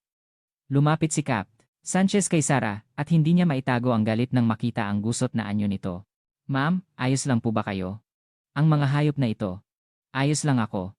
Pinutol ni Sarah ang kaniyang salita. Itinuro niya sina Jaime at Migs. Arestuhin ang 2 tao na iyan, at ang 3 nakahandusay sa sahig. Dalhin sila sa special isolation cell. Walang kontak sa labas. Bawal ang attorney hanggat hindi ko pinapayagan. Masusunod ma'am. Mabilis na gumalaw ang mga investigators at sinimulang lagyan ng handcuffs ang 5. Hindi na sila lumaban. Hindi na sila mga officers o soldiers. Sila'y mga bilanggo na nalunod sa malaking bagyo ng katarungan. Pagkatapos ng lahat, lumapit si Sarah kay Joe. Siya ay tulala pa rin at hindi nakakawala sa hindi kapani-paniwalang eksena. Joe. Sa boses ng kaniyang ate, nagising siya at tumingala. Ayos lang. Tapos na ang lahat. Tahimik niyang inalis ang kanin sa buhok ng kaniyang kapatid at mahinang sinabi. Sa isang salita, ang lahat ng sakit at paghihirap na kinimkim ni Joe ay sumabog. Umiyak siya nang umiyak sa braso ng kaniyang ate, tila isang bata. Tahimik na niyakap ni Sarah ang umiiyak niyang kapatid. Ang kaniyang mga mata ay malamig na nakatingin sa malaking bagyo ng katarungan na nagsisimula sa labas. Ang kaniyang digmaan ay nagsisimula pa lang. Ang Haribon Regimental Combat Team ay tila isang shipwreck sa gitna ng bagyo. Ang lahat ng entrance ay binalot ng mga LRR soldiers, at ang regimental headquarters ay naging temporary command post ng AFP Special Investigation Team, si Cole. Jaime Corpus at ang kaniyang anak, si WO1 Migs Corpus, na nagharing tila mga Diyos, ay tinatawag na lang ngayong prisoner number sa loob ng malamig na selda. Gumuho ang kaharian, at ang hari at prinsipe ay naging bilanggo sa loob lang ng isang gabi. Subalit, ang pagbagsak ng kaharian ay hindi nangangahulugan na nawala na ang anino ng takot. Ang libu-libong sundalo na nasa barracks ay balisa pa rin at naguguluhan. Nasaksihan man nila ang kahindik-hindik na eksena, ang takot na nakaukit sa kanilang kaluluwa sa loob ng maraming taon ay hindi madaling mawala. Paano kung isa lang itong palabas? Paano kung bumalik si Cole? Corpus. Kung magsalita ako ng mali ngayon, anong paghihiganti ang daranasin ko? Ang mga pag-aalinlangan at takot ay nagpapabigat sa kanilang bibig. Alam ni Madge, Jen, Sara Reyes ang katotohanan na ito. Sa maraming taon niyang pag-iimbestiga sa human rights violations, alam niya na ang pinakakinatatakutan ng mga victims ay ang retaliation pagkatapos ng pagpaparusa sa perpetrators. Ang kaluluwa na kontrolado ng takot ay hindi kailanman lalabas sa selda, kahit bukas pa ang pinto. Kailangan nila ng absolute trust na sila'y ligtas na. Una niyang hinanap ang kaniyang kapatid, si Private Joe Reyes. Nakakuha siya ng medical check-up at nakasuot na ng malinis na uniforme. Ang pisikal niyang sugat ay hindi malala, subalit ang kaniyang mga mata ay puno pa rin ng matinding shock at pagkalito. Hindi pa rin niya lubos na matanggap na ang kaniyang ate ay isang major general at ang mga demonyo na nagpapahirap sa kaniya ay naaresto sa loob lang ng isang araw. Hinawakan ni Sara ang kamay ng kaniyang kapatid ng may pagmamahal. Hindi na siya isang general, kundi ang nag-iisang ate lang. Joe, ayos na talaga. Wala nang manggugulo sa'yo. Nangangako ako. Ate, totoo ba ito? Hindi ba ito panaginip? Oo, totoo ito. At ngayon, kailangan ko ng tulong mo. Tiningnan ni Sara ang kaniyang kapatid ng diretsyo. Mayroon pang ibang buddies na naghihirap ng mas matagal kaysa sayo. Takot na takot sila at hindi sila makapagsalita. Ikaw ang makapagbibigay ng lakas sa kanila. Kailangan mo lang sabihin ang lahat ng nangyari sa'yo, ang pinakamaliit na detalye, sa tumpak na katotohanan. Kaya mo ba? Nag-atubili si Joe. Ang pagbabalik sa masasamang alaala ay tulad ng muling pagbubukas ng sugat. Subalit, nakita niya ang matatag na pananampalataya sa mata ng kaniyang ate. At naintindihan niya. Ito ang tanging paraan upang makalabas siya sa impyerno, at ang tanging paraan upang mailigtas ang ibang victims. Nagpasya siyang huwag nang maging kasabwat ng katahimikan. Tumango siya ng dahan-dahan, ngunit may determinasyon. Ang testimony ni Private Joe Reyes ang naging unang daloy ng tubig na nagbukas sa dam na matagal nang sarado. Naglagay ang investigation team ng isang temporary witness room sa Regimental Auditorium. Sinigurado ni Sara na ang kaniyang kapatid ay psychologically stable at komportable sa lahat ng proseso. Mahigpit niyang inutusan ang mga investigators na huwag magtanong ng may pamimilit. Sa harap ng kamera, nagsimulang magsalita si Joe ng may nanginginig na boses, ngunit unti-unting naging malinaw at matatag. Sinabi niya ang lahat ng nangyari sa kaniya, mula nang dumating siya sa unit hanggang sa walang dahilan na harassment ni WO1 Migs Corpus. Ang verbal abuse at punishment dahil sa maliliit na dahilan. Ang pambubugbog sa likod ng warehouse tuwing gabi. Ang pag-iisa mula sa kaniyang mga buddies. At ang kahihiyan na kailangan niyang humingi ng pera sa kaniyang magulang para sa Camp Development Fund. Ang kaniyang testimony ay tila isang malungkot na documentary. Ang mainit na luha ay dumaloy mula sa kaniyang mga mata, ngunit ang kaniyang boses ay hindi na nanginginig. Nagpasya ang investigation team na i-broadcast ang video ng testimony ni Joe sa lahat ng TV sa barracks. Ito ang ideya ni Sara. Ito ay isang psychological warfare upang magbigay ng pinakamalaking mensahe sa ibang sundalo, hindi kayo nag-iisa. Ligtas na magsalita ng totoo. Nang lumabas ang mukha ni Joe sa TV ng barracks, nagsimulang magbulungan ang mga sundalo. Subalit, habang nagpapatuloy ang kaniyang testimony, ang ingay sa barracks ay unti-unting nawala at ang mabigat na katahimikan ang natira. Pinanood ng mga sundalo ang kanilang kasamahan na umiiyak at nagsasalita ng totoo sa TV at nakaramdam sila ng matinding empathy at kalungkutan. At ang kalungkutan na iyon ay naging malaking galit sa mga nagdulot ng lahat. Hindi lang pala ako ang nagdusa, pareho pala kami. Bakit kami tumahimik? Ang luha ni Joe ang naging mainit na apoy na nagpatunaw sa kanilang nagyayalong puso. Pagkatapos ng broadcast, naganap ang isang himala. Isa-isa, nagsimulang tumayo ang mga sundalo at lumabas sa barracks. Ang kanilang destinasyon ay isa lang, ang Temporary Complaint Center na inihanda ng investigation team. Ang linya ng mga sundalo na nagsimula sa ilang matatapang na sundalo ay naging daan-daan sa loob lang ng ilang sandali. Nagpasya silang huwag nang tumahimik. Nagsimula silang dumaloy, tila isang malaking river of truth, upang bawiin ang kanilang dignity. Simula noong gabing iyon, ang Haribon Regimental Combat Team ay naging isang malaking confessional. Ang mga testimony na lumabas sa bibig ng mga sundalo ay nakakagulat at nakakahiyang, kahit para sa mga veteran investigators. Isang sundalo ang nagpatunay na si WO1 Migs Corpus ay kinuha ang litrato ng kaniyang girlfriend at ininsulto siya sa harap ng lahat ng kaniyang buddies gamit ang mga obscene words. Nang magreklamo siya, pinahintulutan siya ni Migs na humingi ng tawad sa kaniya at binantaan siya na ipadadala siya sa stockade dahil sa insubordination. Ang isa pang sundalo ay nagkuwento na sapilitan siyang pinagawa ng labor sa Colonel's quarters para sa paglilipat ng bahay ni Col ni Jaime Corpus.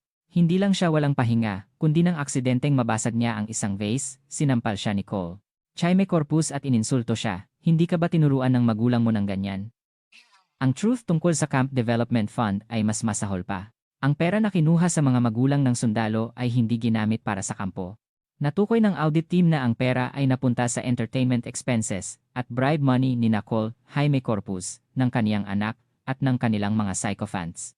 Kinukuha nila ang kanilang luxury mula sa dugo, pawis, at luha ng mga sundalo at ng kanilang mga magulang. Ang mga testimony ay sunod-sunod. Extortion ng pera at commodities sa PX. Controlling ng leaves at passes upang humingi ng pera sa mga magulang. Mayroon pang ang testimony na lihim silang nagbebenta ng spent bullet shells mula sa firing range sa mga civilian contractors. Ang Haribon Regimental Combat Team na pinamumunuan ng mag-amang Corpus ay hindi isang military unit kundi isang malaking mafia organization kung saan ang krimen ay nangyayari araw-araw. Nagbantay si Sarah sa buong gabi at personal na sinuri ang lahat ng testimony.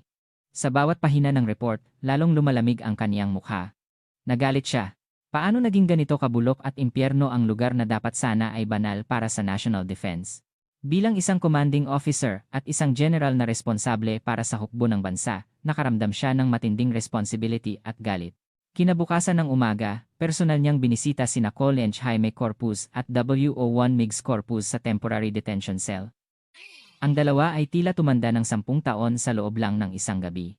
Ang mayabang at matatag na anyo noong nakaraan ay wala na, tanging ang pathetic image ng isang kriminal na nalunod sa pagkatalo at kawalan ng pag-asa ang natira. Nang lumitaw si Sarah, nagulat sila, tila nakakita ng ghost, at umatras sa likod ng iron bars. Tahimik na inihagis ni Sarah ang ilang pulgada ng documents sa harap nila. Ito ang criminal records na sinulat ng mga sundalo ng may luha noong nakaraang gabi. Basahin ninyo. Mahinang sabi niya. Tingnan ninyo sa inyong sariling mata kung anong ginawa ninyo sa mga bata na ito, sa ilalim ng pangalan ng Iron Discipline at Command Authority. Nanginginig ang kamay ni Jaime habang binubuksan ang unang pahina. Nakasulat doon ang testimony ng sundalo na sinampal niya, kasama ang tumpak na date at time. Nagmadali siyang naglipat ng pahina. Nakasulat doon ang testimony ng isa pang biktima. Paulit-ulit siyang naglipat ng pahina, ngunit walang katapusan ang nakikita. Tila ito ang scroll of hell na nakasulat ang lahat ng kanilang krimen. Sa wakas, nanghina ang tuhod ni Jaime. Lumuhod siya sa malamig na sahig ng selda at nagsimulang umiyak, tila isang bata, habang kumakapit sa bars. Nagkakamali ako. Patawarin mo ako. Mamatay na ako. Isang beses lang, patawarin mo ako, General. Sa tabi niya, si Migs ay umiiyak din, namumutla ang mukha. Subalit, hindi man lang gumalaw ang mga mata ni Sarah. Walang awa o habag. Tanging malamig na paghamak lang. Patawad?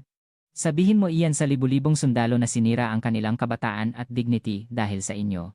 Ang paghuhukom ng batas ay nagsisimula pa lang. Malamig siyang tumalikod. Sa likod niya, ang malungkot na iyak ng mag-ama ay umalingaungaw. Subalit, ang iyak na iyon ay hindi na umabot sa sinuman. Ang kingdom of sin na itinayo nila ay gumuho na ng ganap at kahindik-hindik. Sa harap ng bigat ng katotohanan, ang anumang kapangyarihan at karahasan ay naging alikabok lang. Ang tsunami of truth na lumabas sa Haribon Regimental Combat Team ay hindi na nanatili sa isang kampo lang. Tulad ng isang malaking ilog na sumira sa dam, ito'y tumawid sa military barbed wire at naging malaking typhoon na nagpapabago sa buong lipunan ng Pilipinas. Ang interim investigation report na inihanda ng AFP Special Investigation Team ni Maj. Gen. Sara Reyes ay sobrang nakakagulat na nagpagulo sa buong AFP High Command. Hindi lang ito isolated incident ng ilang officers. Ito ay ang identity ng isang organisado at sistematikong crime kingdom na gumamit ng secrecy ng militar.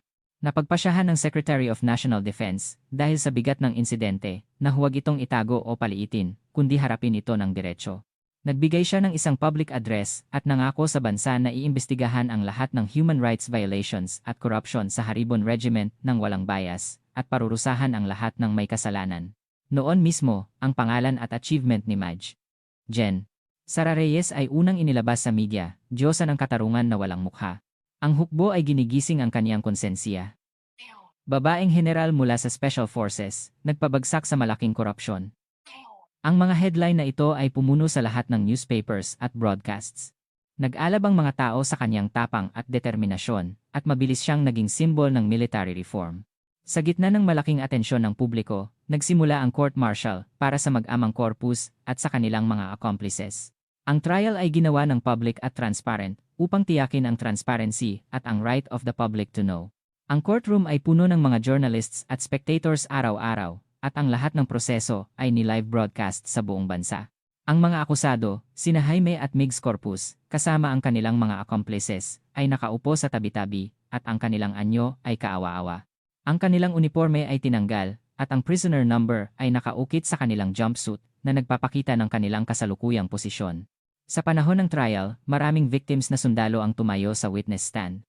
Sa una, natatakot silang magbigay ng testimony sa harap ng kamera at maraming tao. Subalit, sa simula ni Private Joe Reyes, nagbigay sila ng lakas sa isa't isa at matatag na nagbigay ng testimony tungkol sa kanilang mga abuse. Isang sundalo ang umiyak habang nagkukwento kung paano siya nagtatrabaho ng husto sa kampo at hindi makapagbakasyon upang makapagbigay ng pera kay WO1 Migs Corpus.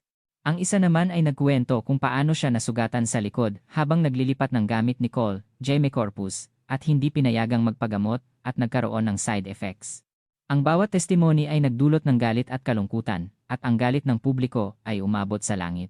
Ang National Citizens Complaint Board ay nakatanggap ng daan-daang libong signatures na humihingi ng matinding parusa sa mga may sala at full investigation sa military human rights sa bansa.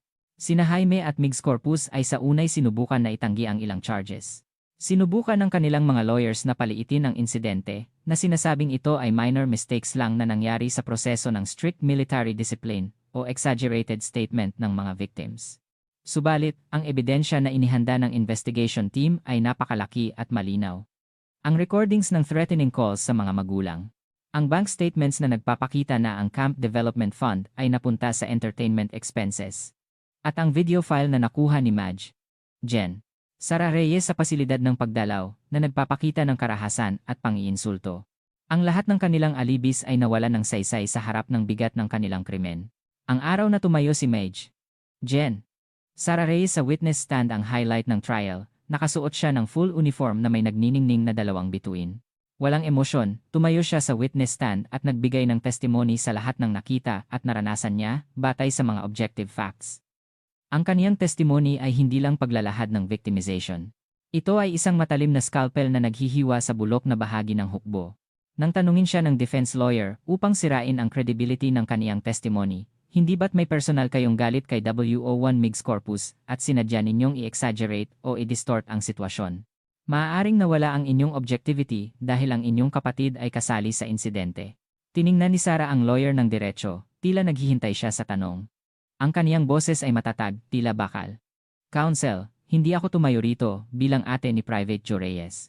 Tumayo ako rito bilang chief ng AFP Human Rights Policy Office. At bilang isang general na responsable sa hukbo ng bansa, tumayo ako rito bilang ate at ina ng lahat ng sundalo na naglilingkod para sa bansa. Hindi lang ako nagpapatunay sa paghihirap ng isang kapatid ko, kundi sa paghihirap ng daan-daang, libu-libong mga anak ko. Walang bahid ng personal na emosyon ang aking testimony. Ang palakpakan ay umalingaw-ngaw sa courtroom pagkatapos ng kaniyang sagot. Ang defense lawyer ay hindi na nakapagtanong at umupo.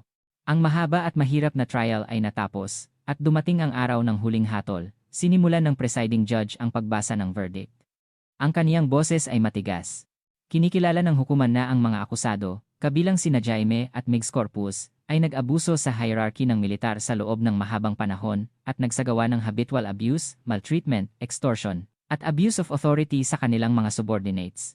Ang kanilang mga aksyon ay hindi lang krimen, kundi pagpapabagsak sa tiwala ng publiko sa hukbo, at ang walang awa nilang pagyurak sa human rights at dignity ng mga kabataan na naglilingkod sa bansa.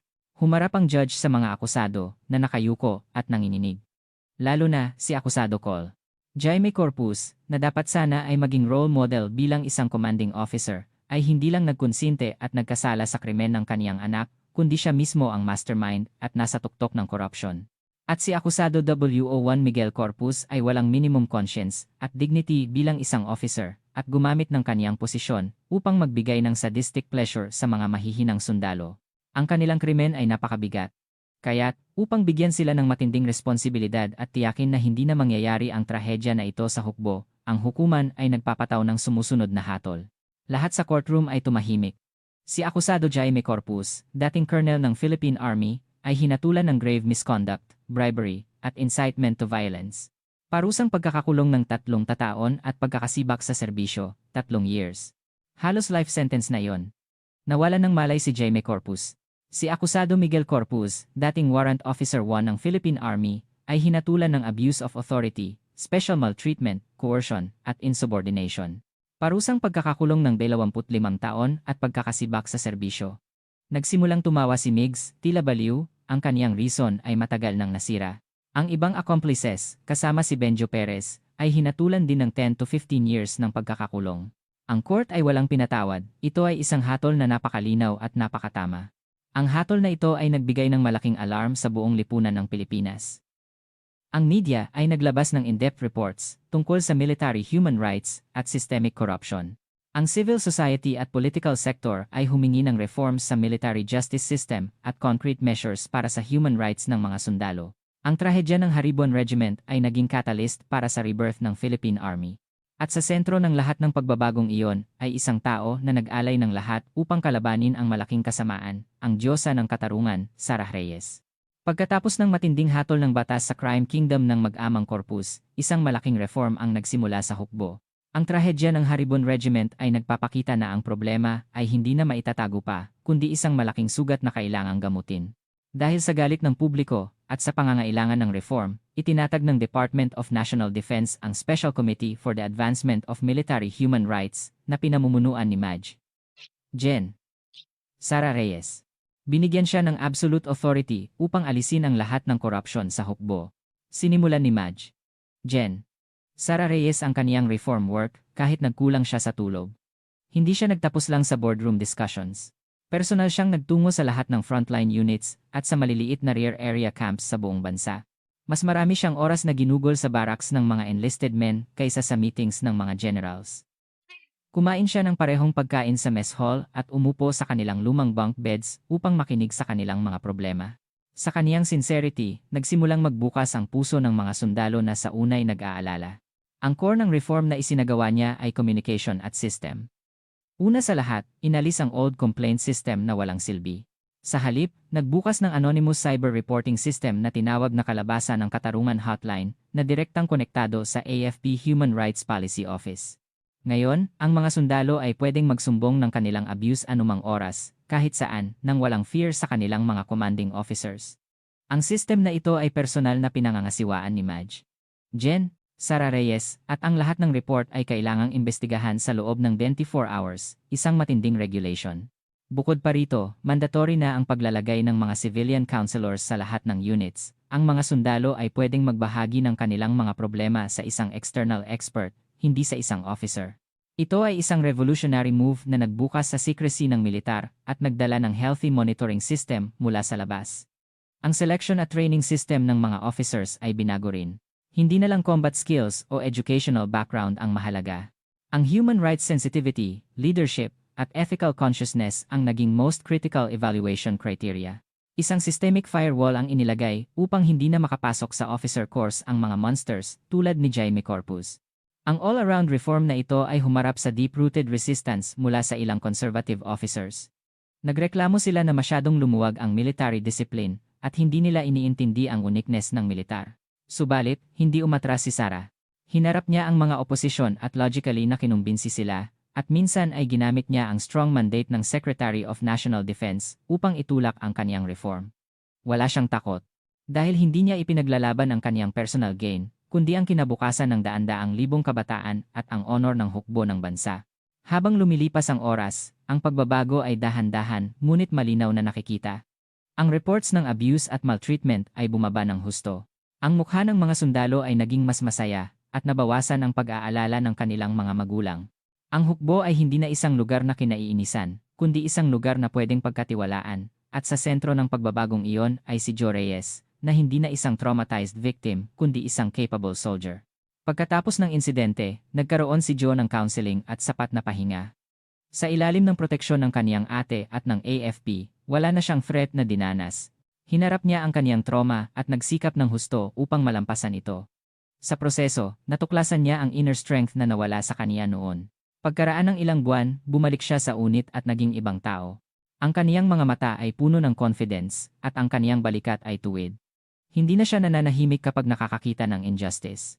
Siya ang unang kumilos upang protektahan ang kaniyang mga buddies at itinuro sa kanila kung paano gamitin ang bagong human rights system upang malutas ang problema. Nag-aral siya ng husto sa training at naging outstanding soldier ng unit. Nalampasan niya ang kaniyang sugat at ginawa itong lakas upang gamutin ang iba. Siya ang simbol ng pag-asa at positibong pagbabago sa Haribon Regiment. At sa wakas, isang maliwanag na araw, matapos ang pagdaan ng lahat ng bagyo at ang pagtatatag ng bagong order, nagkaroon ng Public Policy Forum for Military Human Rights Advancement sa Congress Hearing Room. Naroon ang mga congressmen, civil society representatives, at journalists na nag-uusap tungkol sa achievement at kinabukasan ng military reform. Ang huling speaker ay si Maj. Gen. Sarah Reyes. Nakasuot siya ng smart uniform na may nagniningning na 2 bituin. Ang kaniyang mukha ay hindi na nagpapakita ng pagpapanggap o kalupitan, kundi ang mainit at matatag na leadership ng isang general na responsablo sa kinabukasan ng Pilipinas. Hindi niya tiningnan ang kaniyang script, dahan-dahan siyang tumingin sa mga tao, sa silid at nagsalita. Ang kaniyang boses ay tahimik, ngunit ang lakas at sincerity ay tumagos sa puso ng lahat. Tumayo ako rito ngayon, hindi bilang isang general, kundi bilang isang ina at ate na may mga anak na nakasuot ng uniforme. Tumigil siya sandali at tumingin sa isang tao sa unang row ng spectators. Si Private First Class Joe Reyes, na nag-leave para sa hearing. Nakatingin siya sa kaniyang ate, ang kaniyang hero, nang may pagmamalaki. Ngumiti si Sarah sa kaniyang kapatid at nagpatuloy sa pagsasalita sa mga audience. Ang ating mga anak ay inaalay ang kanilang pinakamaliwanag na kabataan upang protektahan ang inang bayan. Ang minimum duty natin bilang lipunan at bilang hukbo ay gawin ang kanilang uniforme bilang simbol ng honor at pride, hindi shame at violence. Kailangan nating gawin ang hukbo na hindi na isang takot, kundi isang malaking crucible kung saan ang isang mahinang kabataan ay nagiging isang matatag na citizen at responsible leader. Lumakas ang kaniyang boses. Marami tayong binago sa loob ng ilang buwan. Subalit, hindi ito ang katapusan, kundi ang simula. Ang pagbabago sa system ay hindi sapat. Kailangan nating baguhin ang mindset ng lahat. Kapag ang bawat sundalo ay nirerespeto, hindi bilang disposable material, kundi bilang mahalagang anak ng isang tao, kapatid, at kinabukasan ng bansa noon pa lang, magiging complete ang ating reform. Sinabi niya ang kaniyang sincerity. Inaalay ko ang natitirang serbisyo ko, at ang lahat ng mayroon ako, upang tiyakin na walang victim na tulad ng aking kapatid ang lilitaw sa bansa. Bantayan natin ito ng magkasama. At gawin natin ang ating mga anak na maglingkod sa bansa nang may pinakaligtas at most honorable uniform. Pagkatapos ng kaniyang talumpati, umalingaw-ngaw ang malakas na palakpakan sa silid. Ito ang perpektong conclusion sa malaking insidente na nagpagulo sa Pilipinas at isang prelude ng pag-asa na nagbubukas sa bagong panahon. Ang isang maliit na aksyon na protektahan ang isang kapatid ay naging malaking revolution na nagligtas sa human rights ng buong hukbo. Ang kwento ni Maj. Gen. Sarah Reyes ay nagpapakita sa atin na ang tunay na lakas ay hindi ang paggamit ng kapangyarihan, kundi ang tapang na hawakan ang kamay ng pinakamahina. Ngayon, ang huling tanong ko sa iyo, mayroon bang Joe Reyes sa paligid mo na nangangailangan ng tulong? At handa ka bang maging Sarah Reyes na mag-aabot ng kamay sa kaniya? Ibahagi mo ang iyong saloobin sa comment section. Ang iyong maliit na tapang ay makagagawa ng isa pang himala.